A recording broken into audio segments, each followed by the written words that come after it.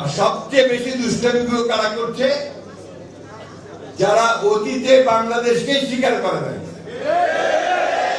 যারা বাংলাদেশের স্বাধীনতাতে বিশ্বাসই করে না। এবং ওই সময় যে আব্বাস ভাই বললেন যে কত মানুষ মেরেছে, আমাদের মা বোনদের কতজনের সম্ভ্রম হানি করেছে, কতজনকে পাকিস্তান হানাদার বাহিনীর হাতে আমাদের মা বোনদের তুলে দিয়েছে, সেই হিসাব আমরা ভুলি নাই। তারপরেও আমরা মনে করি যে রাজনীতি করছেন, রাজনীতি করেন সিধা রাস্তায় করেন, ধর্মকে ব্যবহার করে মানুষকে বিভ্রান্ত করে ভুল বুঝিয়ে দাঁড়ি পাল্লায় ভোট দিলে নাকি বেসতে যেতে হবে। চিন্তা করেন, সারেন্ডার করা, ইমান আনা, এগুলোর দরকার নাই নাকি? আমাদের এখানে অনেকে আছেন, তারা ভালো বলতে পারবে। বন্ধুগণ, এরা হচ্ছে এই মুনাফিকি করে, এরা এই মানুষকে ভুল বোঝায়, ভ্রান্তি বোঝায়, দিয়ে তারা এই সমস্ত করে বরাবর। আজকে না, পাকিস্তান আন্দোলন যখন হয়, ভারতবর্ষ যখন স্বাধীন হচ্ছে, যখন জিন্না লড়াই করছেন মুসলমানদের আবাসস্থল পাকিস্তানের জন্য, তখন তাদের নেতা মৌলানা মওদুদী পাকিস্তান আন্দোলনে করেননি, বিরোধিতা করেছেন। আমি কথাটা বলতে না, আজকে বলতে বাধ্য হচ্ছি, কারণ তারা এই কথাগুলো আজকে ভিন্নভাবে বিএনপিতে মিথ্যা প্রচার করে। বাংলাদেশ স্বাধীনতা যুদ্ধ করেছে প্রতিটি মানুষ, তখন তারা বিরোধিতা করেছে, ঠিক না? আজকে যখন বাংলাদেশের মানুষ উন্মুখ হয়ে আছে যে বাংলাদেশে জাতীয়তাবাদের রাজনীতি, তারেক রহমানের নতুন রাজনীতি, আধুনিক রাজনীতি যা বাংলাদেশকে পাল্টে দেবে, তা গ্রহণ করবার জন্য উন্মুখ হয়ে আছে, তখন তারা আবার সেটাকে বিভ্রান্ত করার চেষ্টা করছে ধর্মের না। আমাদের কথা খুব পরিষ্কার, আমরা ধর্মে বিশ্বাস করি। আমাদের নেতা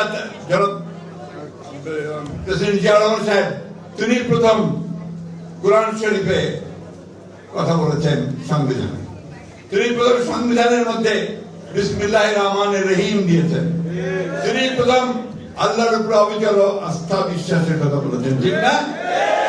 এবং আমরা সব সময় সেইভাবে এই দেশে কাজ করেছি।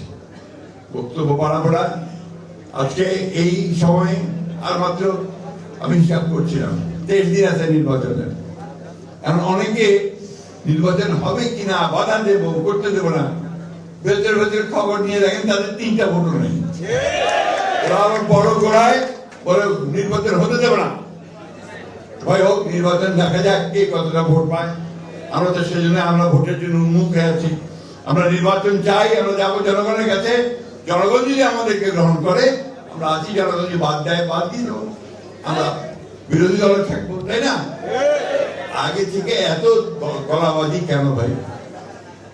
আমি সব শেষ করব যে আজকে আমাদের এই পরীক্ষাটা খুব কঠিন পরীক্ষা। এই নির্বাচনে নির্ধারিত হবে যে এই দেশ কি লিবারেল ডেমোক্রেসির হাতে থাকবে, নাকি আপনার সমস্ত উগ্রপন্থী রাষ্ট্রবিরোধী লোকদের মধ্যে থাকবে।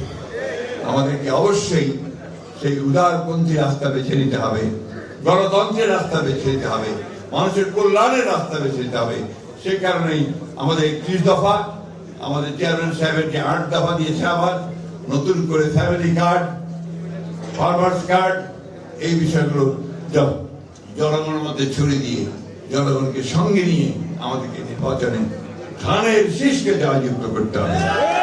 ধানের শীষকে যদি আমরা জয়যুক্ত করি, তাহলে শহীদ প্রেসিডেন্ট জিয়া রহমানের প্রতি আমাদের শ্রদ্ধা জানানো হবে, আমাদের মাতা খালেদা জিয়ার প্রতি আমাদের শ্রদ্ধা জানানো হবে। ধন্যবাদ সবাইকে। আসসালামু আলাইকুম, জিন্দাবাদ।